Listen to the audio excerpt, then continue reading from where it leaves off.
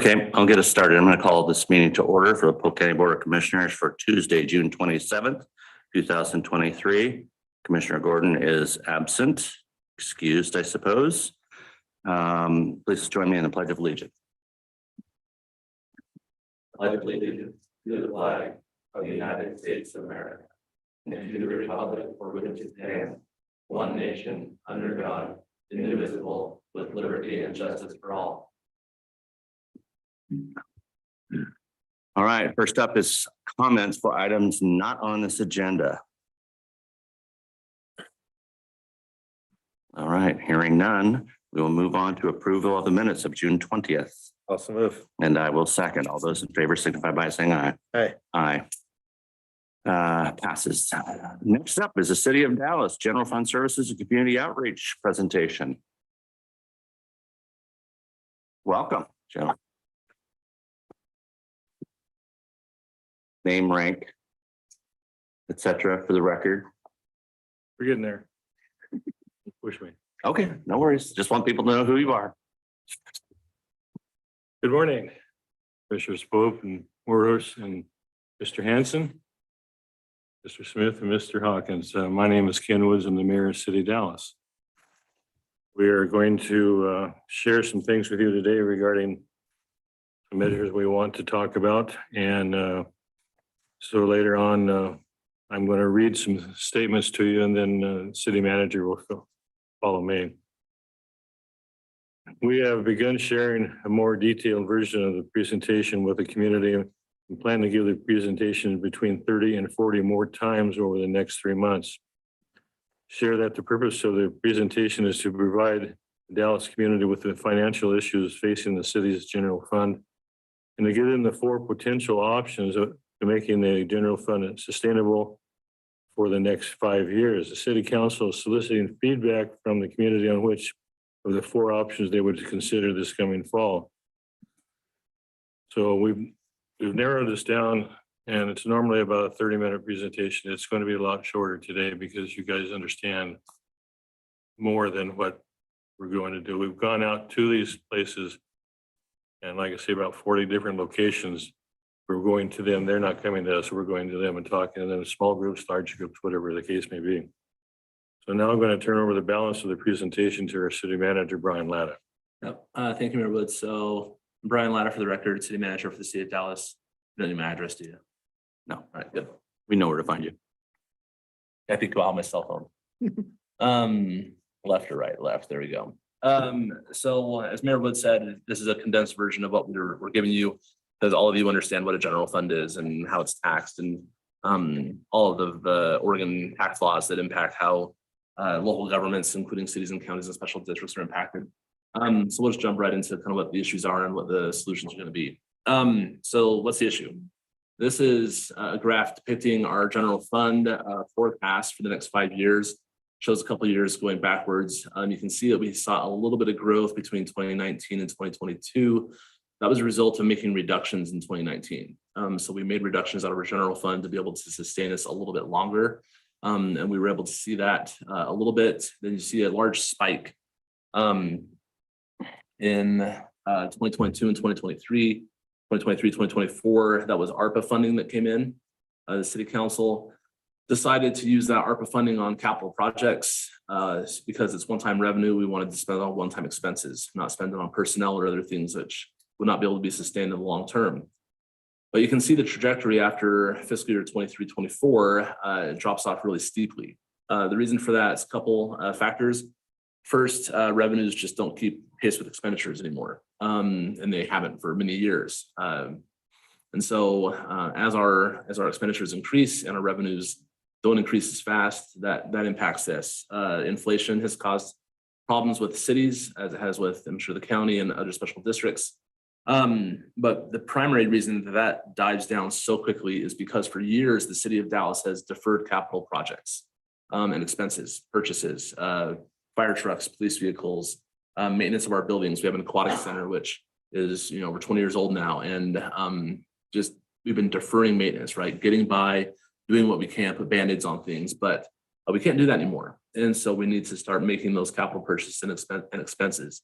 I like to say, it's great to have police officers and firefighters, but if they're not reliable to be able to get to the emergencies when needed, why have them? So we need to be able to replace that equipment and an apparatus and make sure our buildings are where they need to be. So that's why you see it drop so low.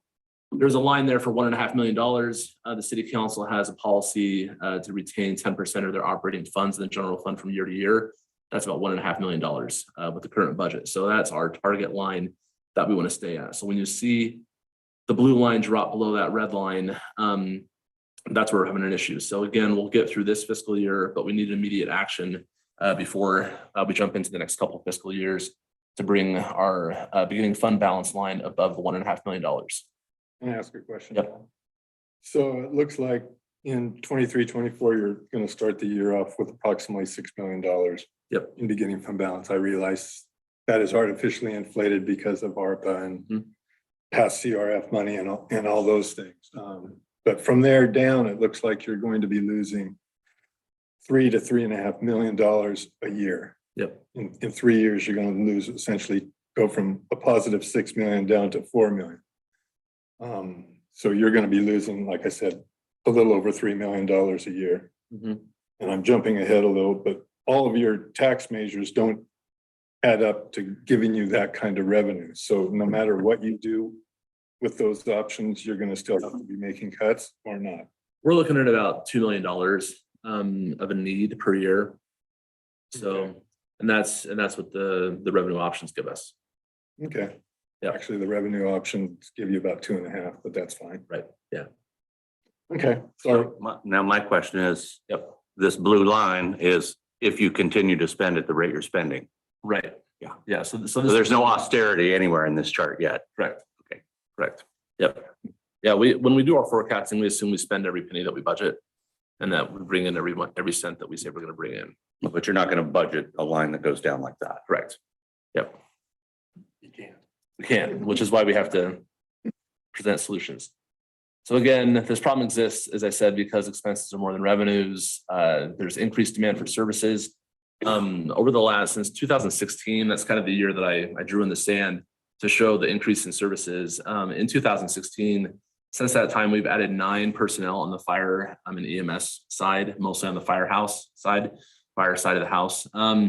And then in the police department, we've added 6 positions since that time, right? As our community's grown a lot in the last several years, we've had to add those personnel to be able to make sure we're providing the same level of service that the citizens have come to expect. So those demand for services, have caused a bigger strain on the general fund in general. Aquatic Center was added in the year 2000. That was a new general fund service, is another one that we talked about with the public. Again, inflation is just hurting everyone. And then again, the deferred capital projects and purchases.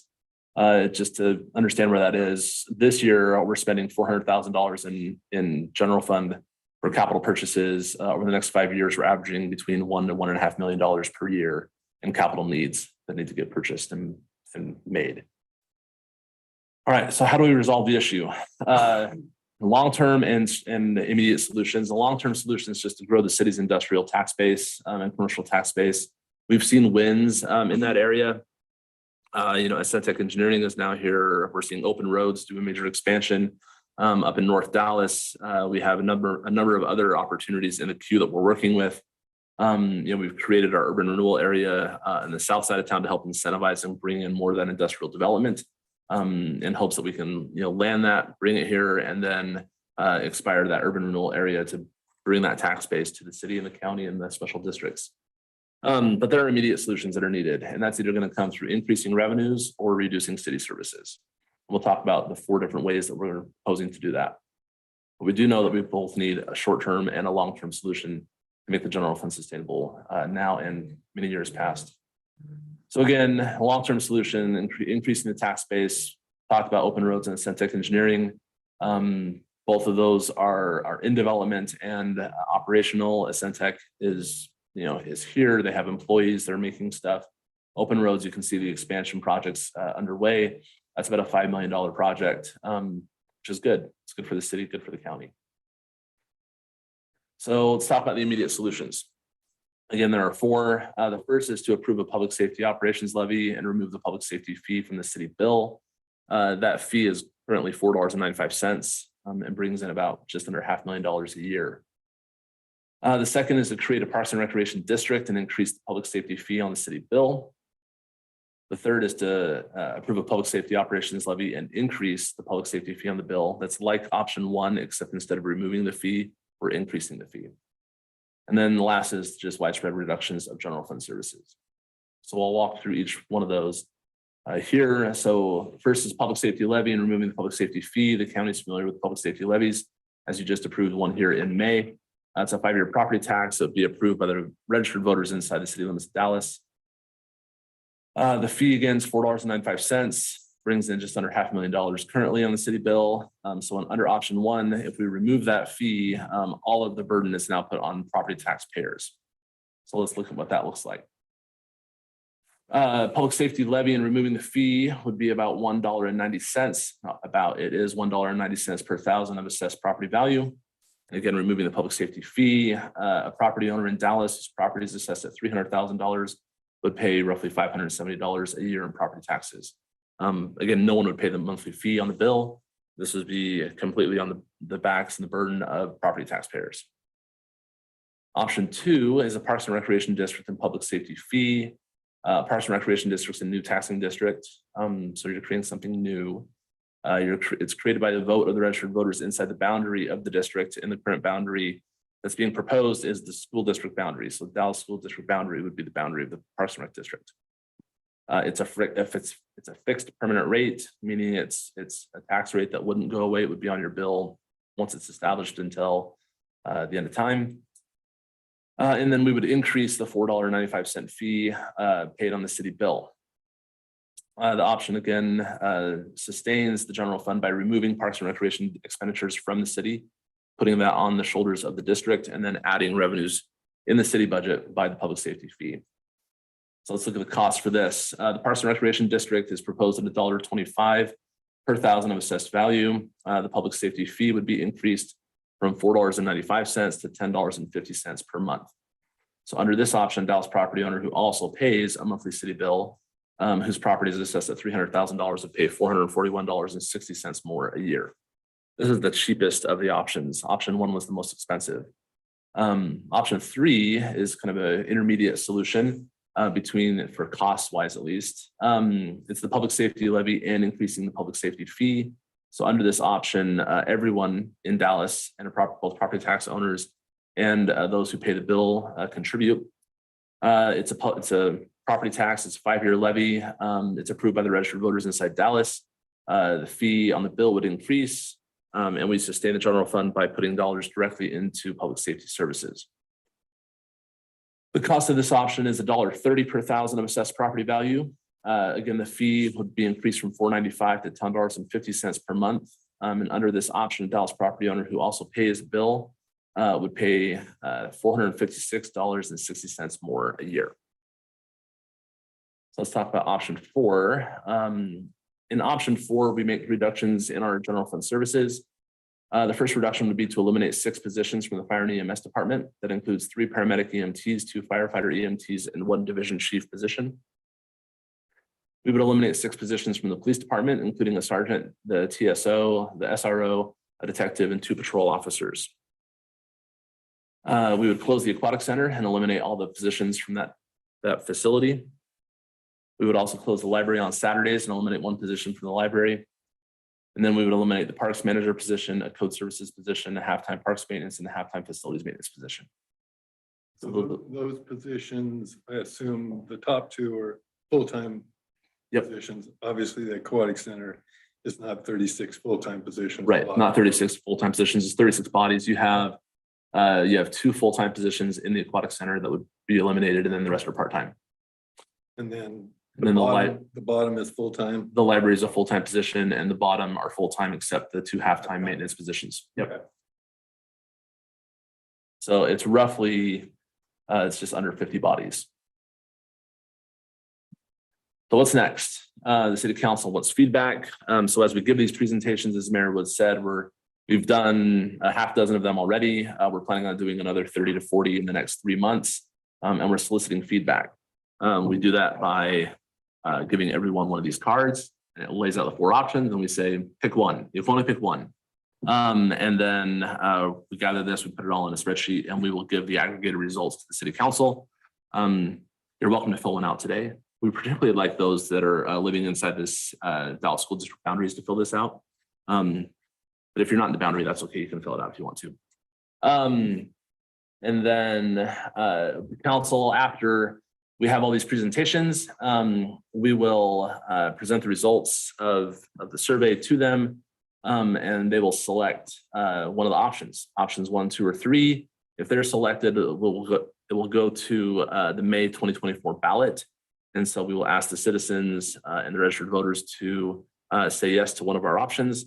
If option 4 is the one that's preferred by the community, the council will select that. We'll know in the fall, and then we'll begin making those reductions throughout the remainder of the fiscal year and have all of them be effective July 1st of 2024. And I think that's it. Yep. So if this levy fails in May, you're not gonna try it again in the fall? If the levy fails in May, we'll start making reductions right away. We could try again in the fall. The fear of the fall is that you're in a presidential election. I think that becomes, as Greg could tell you, more complicated. The best opportunity to retry would probably be in May of 2025. And again, I think there would be, and we'd have to evaluate whether or not to retry based on the results. If it failed by 2%, it's probably worth retrying.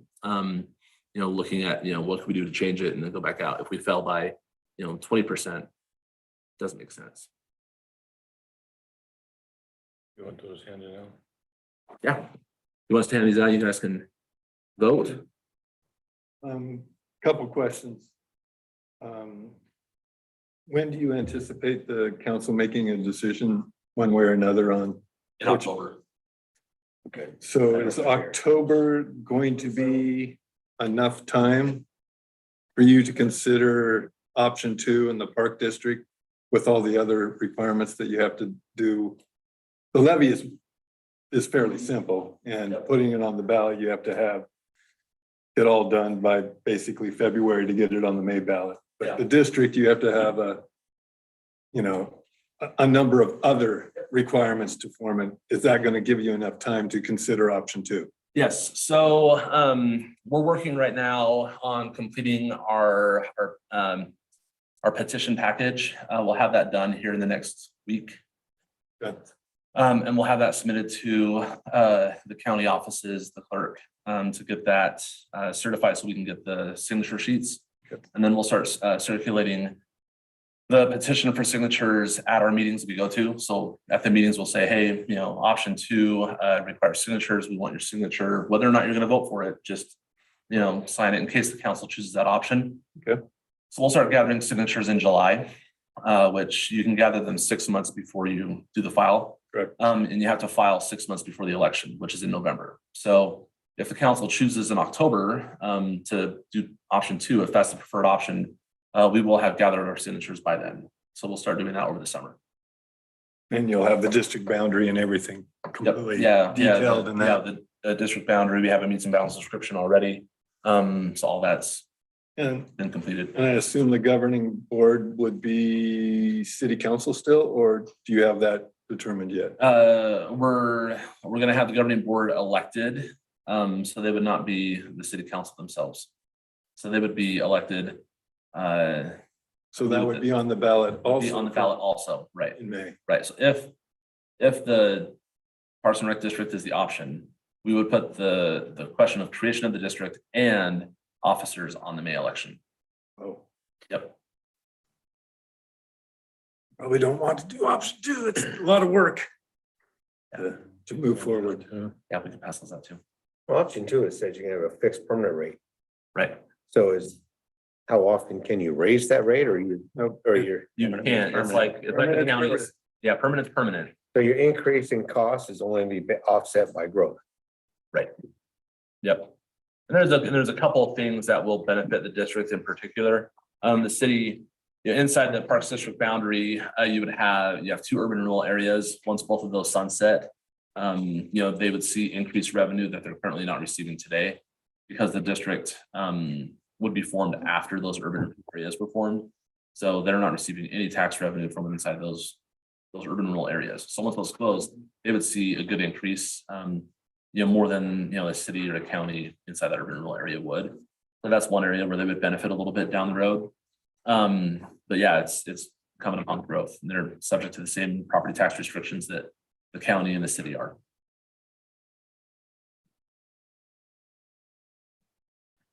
So I have a question specific to how you're messaging all of this. And I think this chart is dramatic. And I mean, there's a way to change that blue line. And if you had another chart that said, here's what we're planning without increased revenues, that line changes dramatically. Again, as we said, you got a balanced budget, but I don't see in any of this in your presentation, what's the target amount? What do we need to balance the budget and add to a investment plan for infrastructure? So to me, that's an important number, and it has to then be modeled out 5, 10 years, maybe even 20, especially anything to do with a fixed rate. So you got to have a plan in there and this is too simple for me. And I'm going to ask you eventually really hard questions about sustainability. And I don't have a clue right now what that is. Yeah, and we have to keep it. So I appreciate the question. It's a great question. We need to keep it simple enough that it's digestible by the public. I mean, I could give you a lot more graphs and figures and charts, stuff that you would be very happy to see. But if I gave that to the public, they would get confused, quite honestly, and maybe like, I don't understand. We're very open to, having people ask us additional questions, follow up if they need that information. I'm happy to provide it.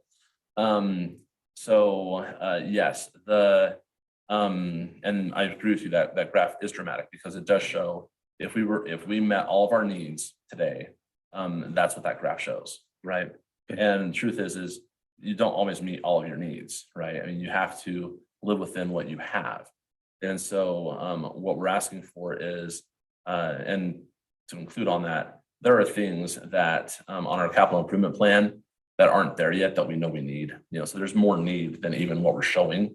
But what we're showing there is things that really need to get done in the next 5 years. And so I don't think the graph is misrepresenting what the need is, but it does show, here's what we need in order for you to pay for all this is what we need.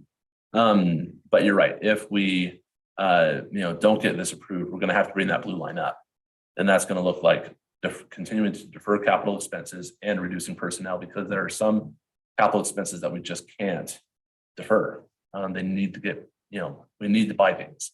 And so, I'm happy to talk to you offline in more detail about those numbers. I have those. Well, and that'd be great. But my concern and curiosity is about how to message what your long-term plan is, and what's the target? Because I think most of us, again, you're showing what the annual impact is to a homeowner in these scenarios. But that doesn't, if I'm one of those people, it doesn't answer for me. Well, okay, what are you going to need next year and the year beyond? What's the permanent rate, for example, if they were to pick an option like that, when does that its 3% annual increase run out of steam and not keep up with your need? Because as the city grows, obviously that's going to be a problem. So that's one of my concerns or questions as, again, a more detailed person. But I'm also curious about what the conversation is like about bonding or a bond election. And again, major capital purchases like equipment is commonly paid for that way. And I don't see that as an option in here. So I'm curious about whether or not that is a part of a conversation that it would be accepted or something to be considered. Yeah, we've talked about bonding. Our concern there is that that helps, in one area of the problem, but it doesn't solve the entire problem, right? And so our strategy and looking at that is we can go out and ask for a capital bond and cover those purchases, and then go out and ask for another operations levy at a reduced amount. Then we're asking two questions, and the likelihood of getting yes twice we felt was less likely than getting a question of answered one time, right? Hey, do a levy, one time. We take care of the capital, we're taking care of the personnel, as opposed to going out and asking for capital and then asking also for personnel. Because the aggregate is going to be the same, right? Or close to the same. And that's why we decided to just do the levy options. And is there a plan or a thought about escalator on city-based fees, utility-based fees? Yeah, that's included in options 2 and 3. So we're looking at the public safety fee in particular. The city council also has consolidated all their fees into a simple fee schedule. So we have one schedule, and they're now analyzing that every year, where they haven't been doing that in the past. And so they just raised most city fees by 5%, which is effective July 1st. And they'll look at that each year. So yes. And those fees can be adjusted by the council annually. Yeah, annually, semi-annually, how Okay. often Whenever they decide. whenever they decide. Yep. So let me ask a couple more questions. Your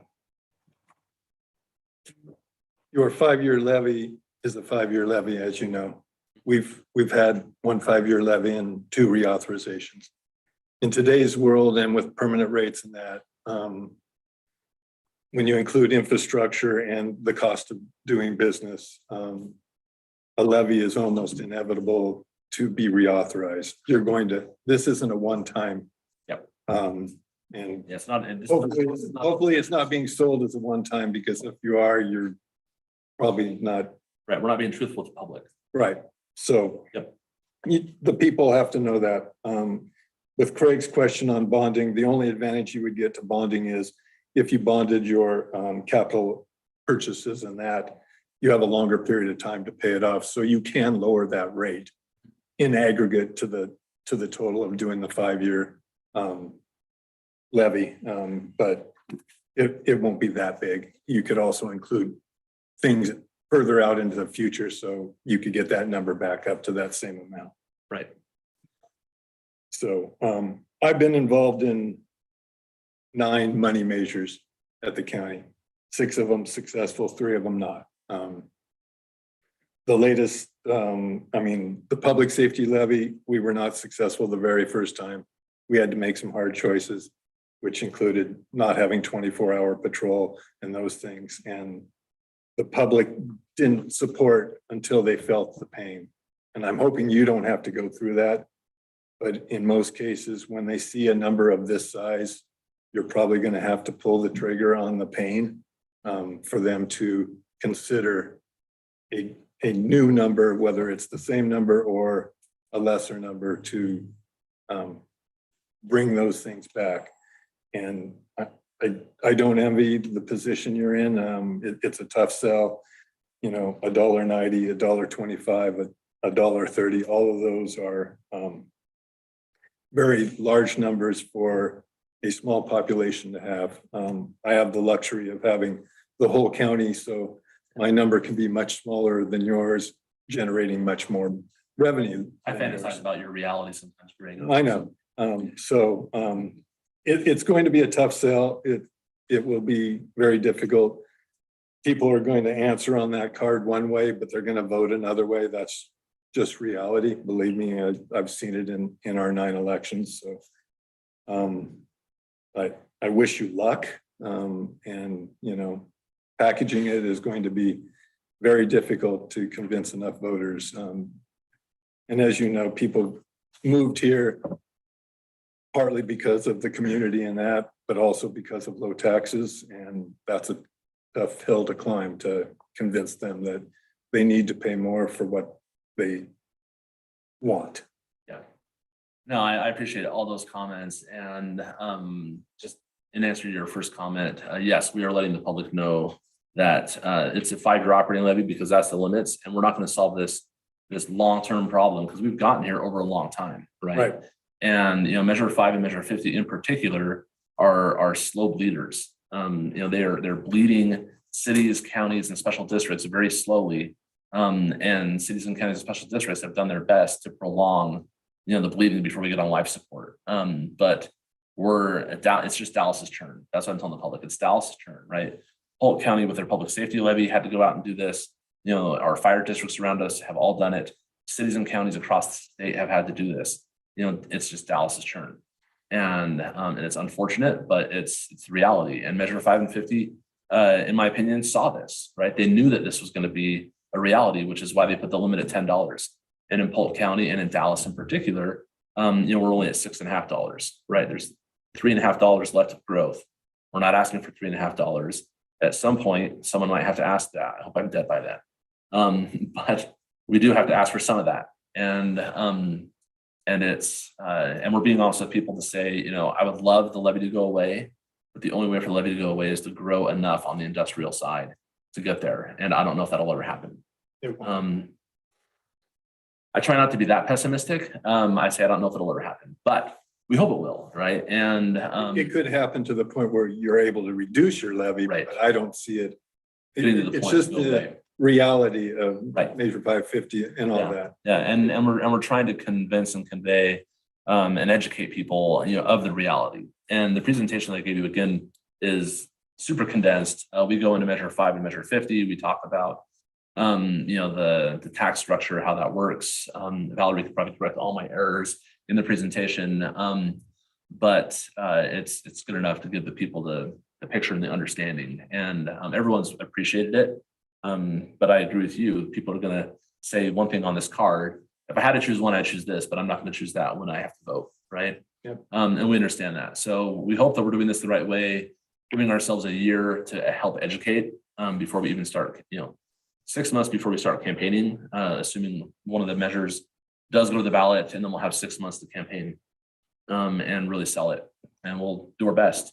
But you're right. I agree. I think people move to this community for two reasons. One, it's a great place to live, and doesn't cost me as much as other places. And we can commit half of that. We can make it a great place to live, but it is going to cost you more. So your dollar goal, you're hoping to raise from this to make you whole About $2 million a year. from the year. Net, yeah. Yeah, net. Mhm.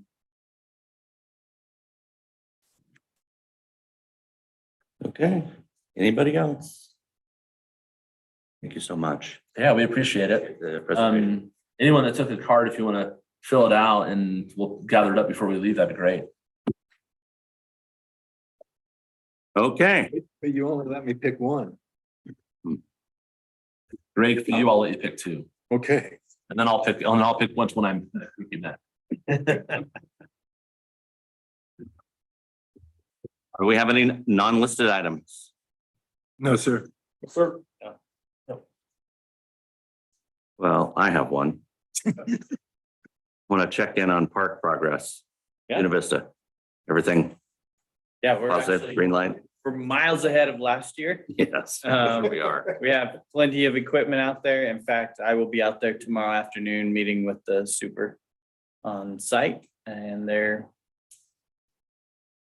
ready to start tearing some things apart this week. Okay. So that's the phase where we're just sneaking up to demolition work. We haven't done any, We haven't done the demolition work. we haven't done anything yet. We're just getting We're started. getting started. Yes. And then are you keeping up to date? I'm guessing you are with regard to the Ash Creek property, Ash Creek. the B.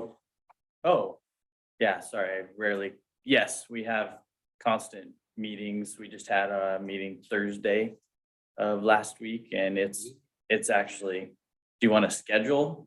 No, So what well, they're- yeah, what they're- I do, as a what- matter of fact. Yeah, I yes. was gonna say, you probably want that. So what they're telling us, what they will verbalize out in the public is that they are on schedule. The reality is, I think they're a little ahead.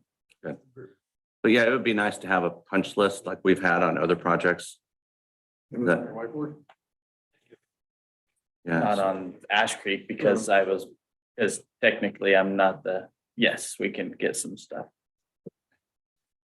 well, I don't want to create a lot more work for you, but I just think that it's important that the board has Yes. something that keeps us up to date. We're funding it. So yeah, I can tell you right now, what they've done is it's all first floor framed in, second floor was being framed in Thursdays, probably about done, and they were about to start putting in all of the metal framing to delineate rooms on the first floor. So I don't drive down there hardly ever. It's actually harder to get into than some of our other projects because it's all fenced off. But they're making good, they are gonna have to stop next week doing some work because of the 4th of July festivities that are going to be going on. And they have to, they actually have to open up one of the areas they've blocked off to help the city to keep traffic flow. It's really not that big a deal, but they were filling me in on it. Parking for that building is gonna be on the west side of the building?